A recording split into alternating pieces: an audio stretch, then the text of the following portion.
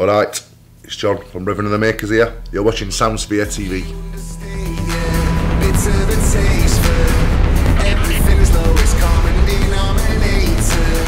Thanks very much for sitting down with us today, John, in a glamorous Hull.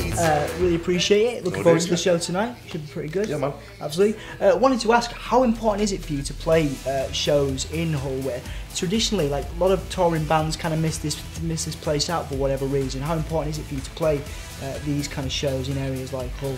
It's great, man. You know, I've been in Hull recently, actually, playing a gig in someone's house, and like, obviously we're playing here. We've not played in Hull for a long time, actually, but I guess some bands perhaps feel like they sell less tickets in Hull than other places. Maybe there's an element of that.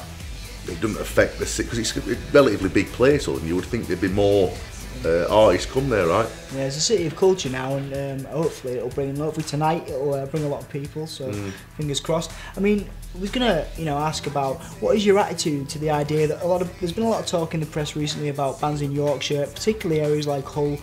Steve Lamac's been very vocal about it, about bands not getting much press attention from the mainstream media, places down in London.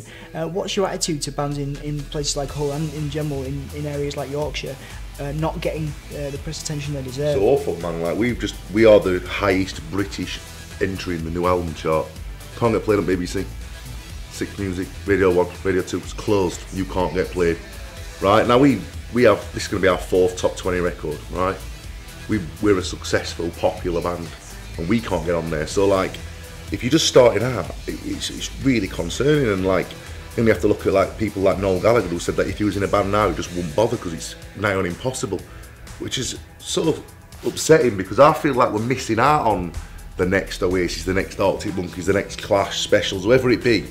We're missing out on them bands, because you've got this tiny window, and it's how you get out of that. I guess that's probably why bands aren't doing very well at the moment. Yeah, it's just about being bloody-mindedness, and I think that's the Yorkshire spirit. I think you guys have always had that, haven't you? I mean, the one thing that's great about this record, and we'll talk about a couple of these songs in a minute, is you have overwhelming social media support, which is fantastic. I mean, you guys are in the charts, but you've got your own hashtag, and you've had that for a while. You had that with the last record. How do you feel about the social media support you guys get? Because Twitter is a huge thing for Reverend and the Makers, isn't it? I don't want to have to like hope that a journalist gives me a good review in order to sell albums. So Twitter is direct to the man, to the lady. Boom.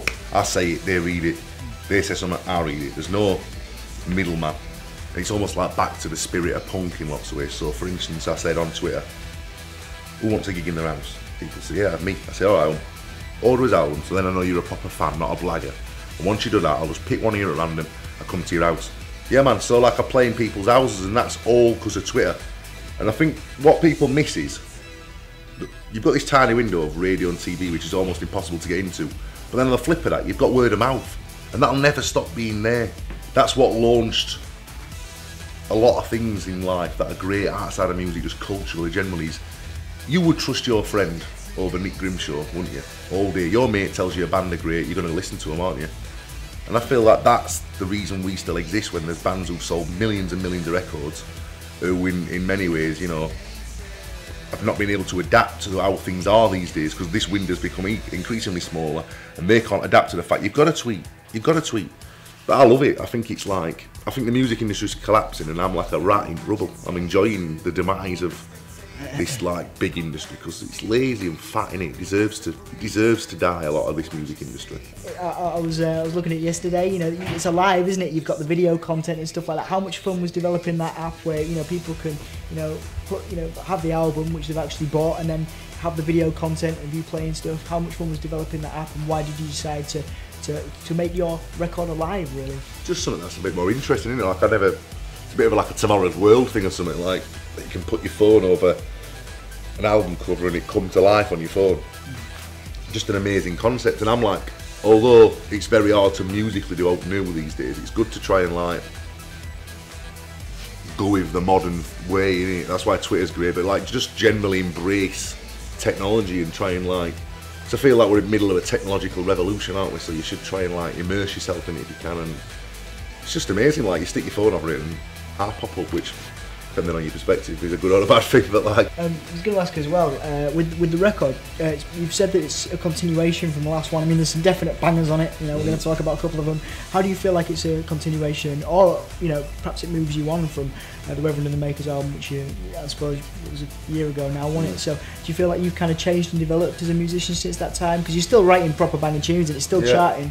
So how do you feel like you've changed and developed? Probably just kind of confidence, because that's the whole reason we call it 32. It's like, I am 32. I'm from Sheffield. Why would I pretend to be like 21 from anywhere else? I'm me, and it's that honesty.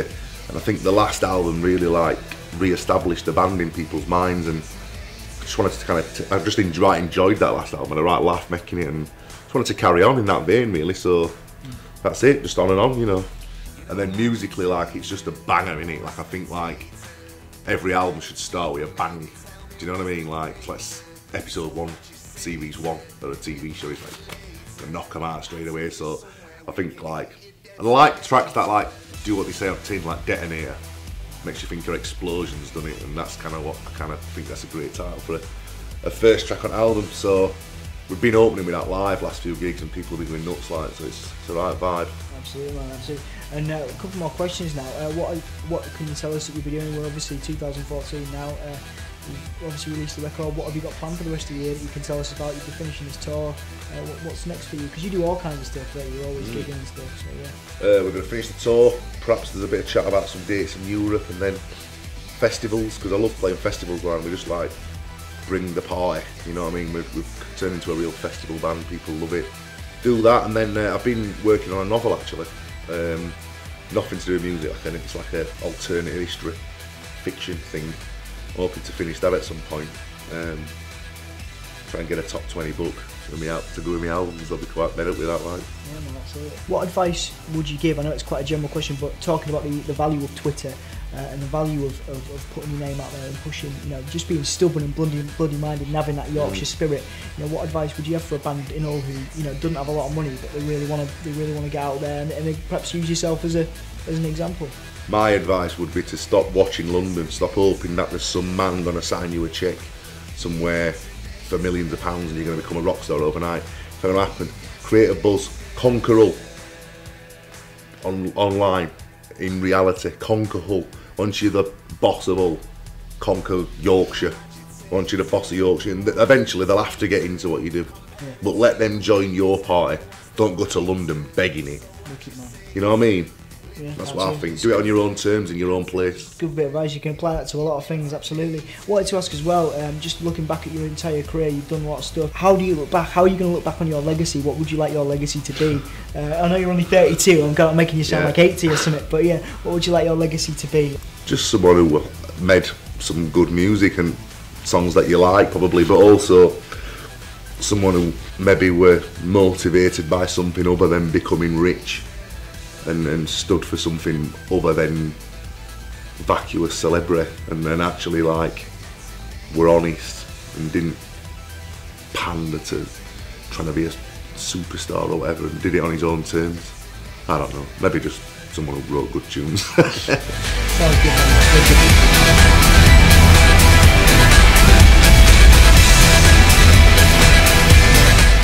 Blessings, you have been watching Soundsphere TV with me, John, from Reverend and the Makers.